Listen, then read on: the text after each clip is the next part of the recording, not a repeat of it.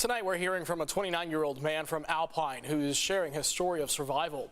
He contracted COVID nearly a year ago and needed a new heart or he wouldn't survive. Here's News 8's LaMonica Peters with the incredible journey back to health. He says his life changed forever after getting COVID-19, but after a year of fighting for his life, he's just glad to be here and is recovering one day at a time.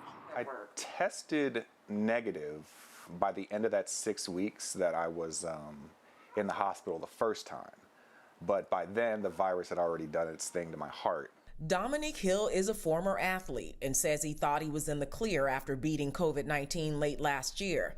But after his doctor took x-rays, he discovered his heart was severely damaged. He'd need a heart transplant as soon as possible. They were saying that I had to wait to be put on the transplant list, but with all of my test results, it was showing that I wouldn't have made it much longer if I didn't have it. Hill says because he was only 28 at the time, 6'2", and B negative blood type, finding a match wouldn't be easy. His other vital organs were also starting to shut down, so he was hospitalized in March. Hill spent 105 days at Sharp Hospital, mostly in isolation, while waiting for a donor.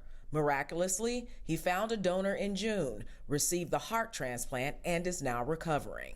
I have to cough because my lungs have to get used to opening up again.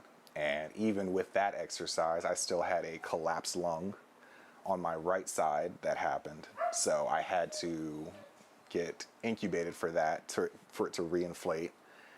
And everything else was just painful. He's taking 22 different medications a day that he says he'll most likely need for the rest of his life. He says his doctors are still investigating if he had an undiagnosed heart condition that was exacerbated by contracting COVID-19.